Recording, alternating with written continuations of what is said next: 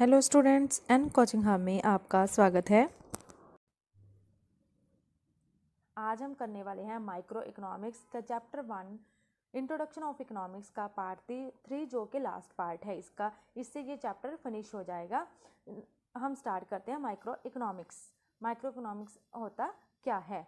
Micro economics is basically derived from the Greek word mikros which means very small part of millionth part, अर्थात millions का बहुत छोटा सा, एक छोटा सा पार्ट, बहुत छोटे पार्ट्स को, बहुत स्मॉल यूनिट्स को हम क्या कहते हैं? Micro. Micro economics is the study of small parts of economy, individual units और small aggregates of individual units. According to K. E. Balding, microeconomics is a study of particular firms, particular households, individual prices, wages, incomes, individual industries, particular commodities. According to this definition, we can say microeconomics deals with the economic activities of individual unit, means to say one person, one firm. It studies the equilibrium of one consumer, one producer or one firm. अर्थात जो micro economics है, व्यष्टि अर्थशास्त्र है, वह particular firm, एक single firm, एक individual firm से डील करता है, इंडिविजुअल हाउस होल्ड से डील करता है, उनको एग्रीगेट लेकर नहीं चलता है, उनकी एक स्मॉल यूनिट के तौर पर स्टडी करता है। जैसे एक वस्तु का प्राइस डिसाइड करना है तो वो उस वस्तु की स्टडी ही करेगा। अर्थात उन्हें, मान लो हमने टी का प्राइस डिटरमिन करना है तो हम टी का क्या डिमांड और क्या सप्लाई हो रही है उसके थ्रू उसका प्राइस जो है डिटरमिन करेंगे। Then we will study in the here we study only the T goods, not all goods. So why microeconomics is the study of a particular firms. The price of one commodity or one factor production is determined in it. That's why it is also known as a price theory. Macro economics के through हम demand और supply के द्वारा कि एक वस्तु की क्या डिमांड है, क्या सप्लाई है, जहाँ पे वो इंटरसेक्ट करते हैं आपस में, जहाँ पर वो आपस में कट कर रहे हैं एक दूसरे को, वहाँ पे वस्तु की जो कीमत है वह डिसाइड होती है, जहाँ पर वस्तु की डिमांड और वस्तु की सप्लाई दोनों बराबर होते हैं। अब हम कहते हैं मैक्रो इकोनॉमिक्स क्या होता है। Like microeconomics, the macro has been derived from Greek words macros, which means large. हमने कहा था माइक्रोस का मीन क्या था? स्मॉल, और मैक्रोस का मीन्स क्या होता है? लार्ज, अर्थात बहुत ज़्यादा बड़ा। Hence, macroeconomics studies economic units from the aggregate aspect. Aggregates generally relate to the economy as a whole. According to K. E. Balding, macroeconomics is that part of economics which studies overall aggregates and average of the system. It attempts to define these aggregates in a useful manner and to examine their relationship. अर्थात जो macro economics है, समष्टि अर्थशास्त्र है, वह economics के उस part का अध्ययन करता है, एग्रीगेट्स एज ए होल, सबको मिला के अध्ययन करता है पूरे सिस्टम का। जैसे Indian economy is a country, पूरी कंट्री का जब हम अध्ययन कर रहे हैं तो वो एक मैक्रो इकोनॉमिक्स का पार्ट हो गया। In other words, we can say macroeconomics is related with the whole of the economy. It studies economic very well and economic problems related with the whole of the economy. अर्थात इसमें पूरे economy, पूरी अर्थव्यवस्था के साथ संबंधित जो भी प्रॉब्लम है, जो भी निर्णय लिए जाते हैं उसका अध्ययन किया जाता है। जैसे मॉनेटरी पॉलिसी, फिजिकल पॉलिसी, ये क्या है? पूरी इकोनॉमी को, पूरे देश को, अर्थव्यवस्था को लेकर बनाई जाती है। ये मैक्रो इकोनॉमिक्स का पार्ट है। मैक्रो इकोनॉमिक्स में क्या है? गवर्नमेंट क्या करती है? पहले माइक्रो इकोनॉमिक्स के फैक्टर्स को स्टडी करती है, उसके बेस पे जो गवर्नमेंट है पूरी कंट्री के लिए, होल इकोनॉमिक के लिए डिफरेंट टाइप्स के डिसीजन लेती है। अब हम कहते हैं interdependence between micro economics and macro economics, अर्थात किस तरह से यह एक दूसरे पर निर्भर हैं और एक दूसरे से संबंधित हैं। First one is dependence of macro economics on micro economics, अर्थात मैक्रो इकोनॉमिक्स जो समष्टि अर्थशास्त्र है, व्यष्टि अर्थशास्त्र पर निर्भर करती है।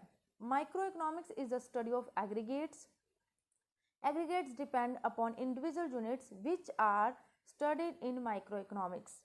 जो मैक्रो इकोनॉमिक्स में हम एग्रीगेट्स की स्टडी करते हैं, एग्रीगेट में एज ए होल पूरी को मिला के स्टडी करते हैं, वो सारे एग्रीगेट्स डिपेंड करते हैं इंडिविजुअल यूनिट्स पर। इंडिविजुअल यूनिट मतलब वन फर्म हो गई, वन ऑर्गेनाइजेशन हो गया, उनको मिला के ही हम एग्रीगेट की स्टडी करते हैं। Hence to have complete knowledge about aggregates it is essential of have knowledge about individual unit and micro economics. यदि हमने पूरी अर्थव्यवस्था का अध्ययन करना है तो हमें चाहिए कि हमें उसके स्मॉल यूनिट्स के बारे में भी पता होना चाहिए कि वह कैसे वर्क करते हैं, तभी हम उसको एग्रीगेट्स पूरी इकोनॉमी पे अप्लाई कर सकते हैं। For example, to analyse national income it is essential to have knowledge about various aspects of individual income. यदि हमने नेशनल इनकम का मान लो फैक्टर स्टडी करना है कि जो नेशनल इनकम है हमारे कंट्री की ग्रोथ कर रही है या लो जा रही है, तो उसके लिए सबसे पहले हमें इंडिविजुअल इनकम के फैक्टर को कलेक्ट करना होगा। हम इन पर्सन से इंडिविजुअल हम सर्वे के थ्रू उनसे इनकम की इंक्वायरी करेंगे, इंडिविजुअल इनकम का पता लगाएंगे, फिर उसी के आधार पर हम नेशनल इनकम का पैटर्न तैयार कर सकते हैं कि नेशनल इनकम है जो हमारे देश की बढ़ रही है या कम हो रही है, या हमारे देश को कहाँ पर नेशनल इनकम ज़्यादा हो सकती है, किस तरह से इसे बढ़ाया जा सकता है और उसका सही प्रयोग किया जा सकता है। सेकेंड में influence of micro economics on micro economics, अर्थात मैक्रो इकोनॉमिक्स अर्थात जो इकोनॉमी पूरा डिसीजन लेती है, अर्थव्यवस्था का गवर्नमेंट के द्वारा डिसीजन लिया जाता है, उसका इंडिविजुअल यूनिट्स पर भी फर्क पड़ता है, फर्म पर फर्क पड़ता है, हमारे बिजनेस पर फर्क पड़ता है जो इंडिविजुअल चल रहे होते हैं। Macro economics has a great deal of influence on microeconomics. The economic decisions taken at the macroeconomic level influence the individual units. Hence, macroeconomics influence individual economics units and their decision making. अर्थात जो है जैसे government tax लगाती है, tax as a economy whole economy पे लगाया जाता है, पर उसका फ़र्क इंडिविजुअल को पड़ता है। इंडिविजुअल को सैलरी उसकी कितनी जा रही है, उसकी कितनी सैलरी टैक्स में जा रही है, वो इंडिविजुअल को फ़र्क पड़ता है। इसलिए इन्फ्लुएंस मतलब जो होल इकोनॉमी का डिसीजन लिया जाता है, मॉनेटरी पॉलिसी और फिजिकल पॉलिसी के थ्रू डिसीजंस लिए जाते हैं, उनके through individual units individual firms को फ़र्क पड़ता है, किस तरह से वो एक दूसरे को प्रभावित करते हैं। अब हम करते हैं micro economics and micro economics में डिफरेंस, अर्थात किस तरह से माइक्रो इकोनॉमिक्स मैक्रो इकोनॉमिक्स से भिन्न है। In micro economics we studies individual income, अर्थात एक सिंगल व्यक्ति, एक सिंगल यूनिट, एक सिंगल फर्म की इनकम आमदन का अध्ययन किया जाता है। Macro economics studies national income, macro economics as a whole economy का अध्ययन करता है, मतलब राष्ट्रीय आमदन का अध्ययन करता है। In micro economics analyse demand and supply of labour, अर्थात माइक्रो इकोनॉमिक्स में यह अध्ययन किया जाता है कि किस तरह से लेबर कीर्ति की जो डिमांड है बढ़ती है, कब उनकी पूर्ति बढ़ती है और कहाँ पे आकर उनकी जो कीमत है निर्धारित होती है, उनकी वेजेस जो है निर्धारित होती हैं। मैक्रो इकोनॉमिक्स में अध्ययन करते हैं analyse total employment in the economy, कि किस तरह से पूरी इकोनॉमी में, पूरी अर्थव्यवस्था में एम्प्लॉयमेंट रोजगार को बढ़ाया जा सकता है, किस तरह से इनका कीमत निर्धारण किया जा सकता है कि ज़्यादा से ज़्यादा लोगों को रोजगार मिल सके। In micro economic deals with household and firms decision, जो माइक्रो इकोनॉमिक्स है वो हाउस होल्ड, घरेलू क्षेत्र और एक सिंगल यूनिट फर्म्स के डिसीजन पर आधारित है कि वो कब क्या डिसीजन लेते हैं, किस किस पे आधारित डिसीजन ले रहे हैं। Macro economics deals with aggregate decision, कि टोटल हम कुल मिलाकर कह सकते हैं, भिन्न भिन्न डिसीजनों को मिलाकर कह सकते हैं कि ओवरऑल उन्होंने क्या डिसीजन लिया है, मैक्रो इकोनॉमिक्स में इसका अध्ययन किया जाता है। In micro economics studies individual prices, अर्थात एक एक वस्तु की अलग अलग कमोडिटी का अध्ययन किया जाता है कि उसका फैक्टर, उसका प्राइस किस तरह से निर्धारित किया जाता है, उसका अध्ययन किया जाता है। Studies overall price level, macro economics में पूरे के पूरे प्राइस लेवल, अर्थात जैसे चाय है उसका क्या मतलब जो प्राइस है गोज जा रहा है, डाउन जा रहा है, इसका अध्ययन किया जाता है, मतलब उसमें सभी ब्रांड्स वगैरह सब ऑल ओवर आ गया है। जबकि हम माइक्रो इकोनॉमिक्स में एक पर्टिकुलर गुड्स के पर्टिकुलर ब्रांड को लेकर चलेंगे, जहाँ मैक्रो इकोनॉमिक्स में उस गुड्स के पूरे ब्रांड, उस पूरी इंडस्ट्री का अध्ययन करेंगे। In micro economics analyse demand and supply of goods. Micro economics में किसी वस्तु की मांग और पूर्ति का अध्ययन किया जाता है और उसके थ्रू किस तरह उसका प्राइस निर्धारण होना है, प्राइस डिटर्मिनेशन होना है, उसका अध्ययन किया जाता है। इन macro economics analyse aggregate demand and aggregate supply, अर्थात टोटल मिलाकर उन पूरी फर्म्स के भिन्न भिन्न वस्तुओं के डिमांड और सप्लाई को मिलाकर हम एक डाटा तैयार करते हैं जो एग्रीगेट डिमांड और सप्लाई के हमें डाटा प्रोवाइड करता है, उसका अध्ययन किया जाता है। अर्थात सिंगल फैक्टर का नहीं, हम यहाँ पे बहुत सारे फैक्टर्स को मिलाकर अध्ययन करते हैं। अब हम कहते हैं scope of micro economics. Scope का अर्थ है उसका क्षेत्र, कहाँ कहाँ पर माइक्रो इकोनॉमिक्स व्यष्टि अर्थशास्त्र का प्रयोग किया जाता है। माइक्रो इकोनॉमिक्स के स्कोप के अंडर हम सबसे पहले करते हैं प्रोडक्ट प्राइसिंग के, अर्थात किसी वस्तु का जो प्राइस है किस तरह से निर्धारित होता है। जो किसी भी वस्तु का प्राइस है, कमोडिटी है, गुड्स है, उसका जो प्राइस निर्धारण होता है वो डिमांड और सप्लाई के द्वारा निर्धारित होता है। जहाँ पर किसी वस्तु की डिमांड और सप्लाई आपस में कट करते हैं, एक दूसरे को इंटरसेक्ट करते हैं, वहाँ पे उस वस्तु का प्राइस डिटरमिन होता है। Price is the most important variable in micro economics. Various economic decisions are made on the basis of price. Micro economics अर्थशास्त्र में बहुत सारे ऐसे डिसीजंस हैं, फैसले हैं जो कि प्राइस पर निर्धारित है। हम अपनी आम लाइफ में ही देख लो, जैसे कि हम मार्केट में कोई भी चीज़ परचेज़ करने जाते हैं, कोई भी वस्तु परचेज़ करने जाते हैं, तो हम क्या करते हैं, सबसे पहले उस वस्तु का प्राइस पूछते हैं। इसीलिए हम फिर डिसीजन लेते हैं कि हमने वो उस वस्तु को परचेज़ करना है या नहीं। इस तरह से मोस्टली जो हमारे डिसीज़न होते हैं, जहाँ गवर्नमेंट के डिसीज़न हैं, बिजनेसमैन के डिसीज़न हैं, वो डिपेंड करते हैं प्राइस पर कि उस वस्तु का जो प्राइस है कैसे होना चाहिए, कैसा निर्धारित होना चाहिए। The study of price determination included in the subject matter of microeconomics कि किस तरह से किसी वस्तु का प्राइस डिटरमिन करना है, यह माइक्रो इकोनॉमिक्स के अंडर हम स्टडी करते हैं।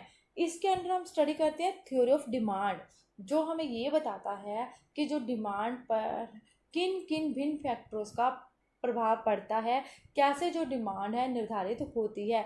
ये थ्योरी ऑफ डिमांड हमें प्राइस और डिमांड के रिलेशन को बताती है।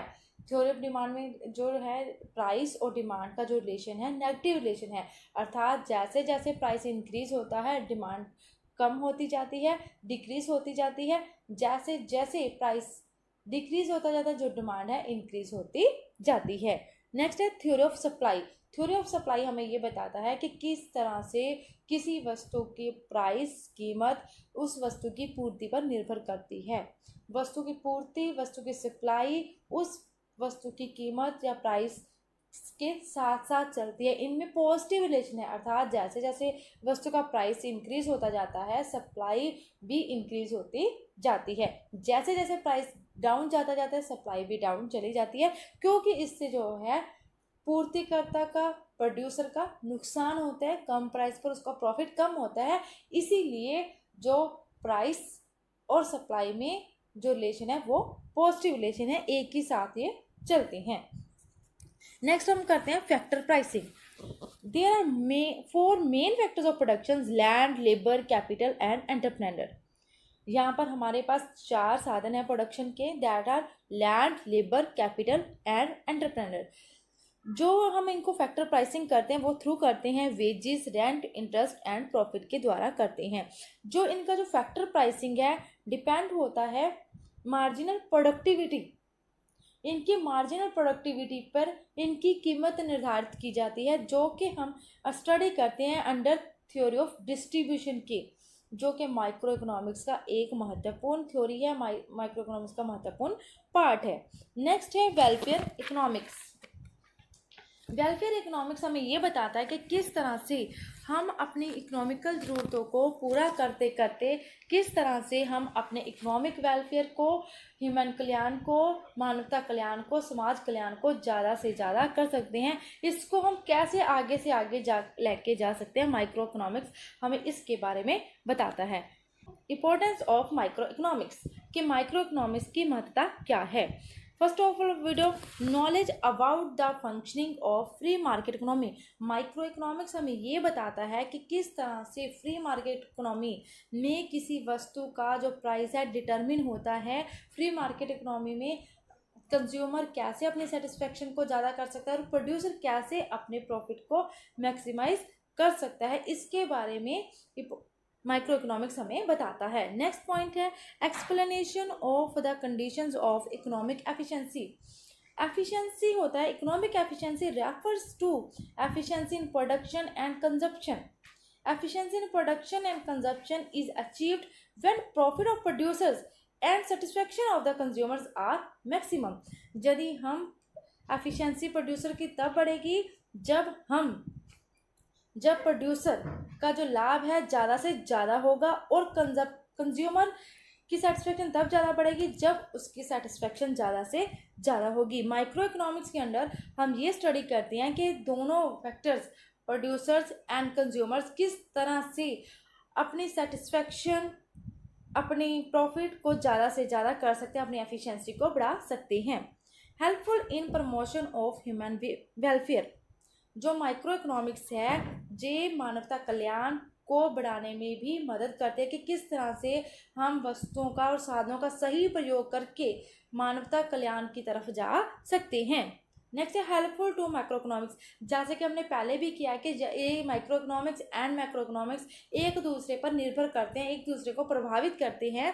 यदि हमने नेशनल इनकम को स्टडी करना है तो उसके लिए सबसे पहले हमें स्टडी करना होगा इंडिविजुअल इनकम को। इससे अलावा भी बहुत सारे फैक्टर्स हैं जिसके लिए हमें मैक्रो इकोनॉमिक्स को समझने के लिए हमें सबसे पहले माइक्रो इकोनॉमिक्स को समझना होगा। उनके वन बाय वन यूनिट को समझकर ही हम मैक्रो लेवल पे एज ए होल इकोनॉमिक पे भिन्न डिसीजन ले सकते हैं।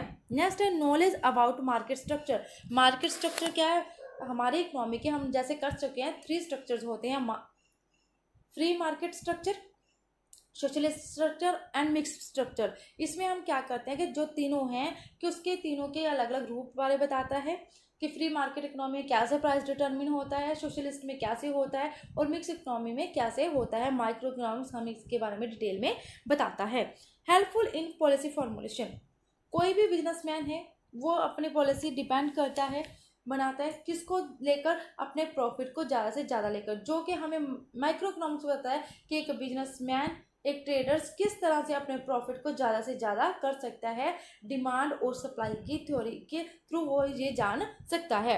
नेक्स्ट है helpful to producer and consumers. Producer कौन होते हैं? जो किसी वस्तु को प्रोडक्ट करते हैं, भिन्न भिन्न सोर्स का प्रयोग करके उपयोग योग्यता वस्तु हमारे लिए बनाता है कि हम उसका उपयोग कर सके, उसका लाभ ले सकें। तो प्रोड्यूसर क्या करता है, उसको ज़्यादा से ज़्यादा लाभ करना होता है। वो माइक्रो इकोनॉमिक्स के थ्रू स्टडी करके जान सकता है कि उसका लाभ कैसे से ज़्यादा हो सकता है, और कंज्यूमर ये जान सकता है कि उसकी सेटिस्फेक्शन ज़्यादा से ज़्यादा कैसे हो सकती है। Helpful to other branches of economics. ये माइक्रो इकोनॉमिक्स हमारी अदर ब्रांचेस जैसे कि public finance and international economics वगैरह स्टडी करने में भी हेल्प करता है। जैसे कि एक टैक्स का एक इंडिविजुअल पर क्या प्रभाव पड़ेगा, क्या बर्डन पड़ेगा, ये हमें माइक्रो इकोनॉमिक्स ही स्टडी कराता है। इसको समझने में माइक्रो इकोनॉमिक्स हमारी हेल्प करता है। Helpful to business manager. Business manager को बहुत सारी इंपॉर्टेंट इकोनॉमिक डिसीजन लेने होते हैं अपने बिजनेस से रिलेटेड, जैसे कि उसने वस्तु का जो प्राइस है क्या डिटरमिन करना है, जो उसके फैक्टर्स ऑफ प्रोडक्शन हैं, उनकी वेजेस, उनकी सैलरीज कैसे डिटरमिन करनी है, अपनी इन्वेस्टमेंट कितनी करनी है, कहाँ पे करनी है, ये सब वो माइक्रो इकोनॉमिक्स स्टडी करके ही अच्छी तरह से समझ सकता है। इस वीडियो के डिस्क्रिप्शन में मैंने आपके लिए एक क्विज़ तैयार किया है। उस क्विज़ को अटैम्प्ट करने से पहले आप मेरी वीडियो का फर्स्ट पार्ट और सेकंड पार्ट ज़रूर देखना और फिर क्विज़ को अटैम्प्ट करना। क्विज़ अटैम्प्ट करके आपको पता चल जाएगा कि आपको ये टॉपिक कितना समझ आ गया है। यदि उसमें से कोई क्वेश्चन है जो आपको समझ नहीं आया है, आप मुझसे कमेंट बॉक्स में पूछ सकते हैं। मेरे चैनल को लाइक करना, शेयर करना और सब्सक्राइब करना मत भूलना।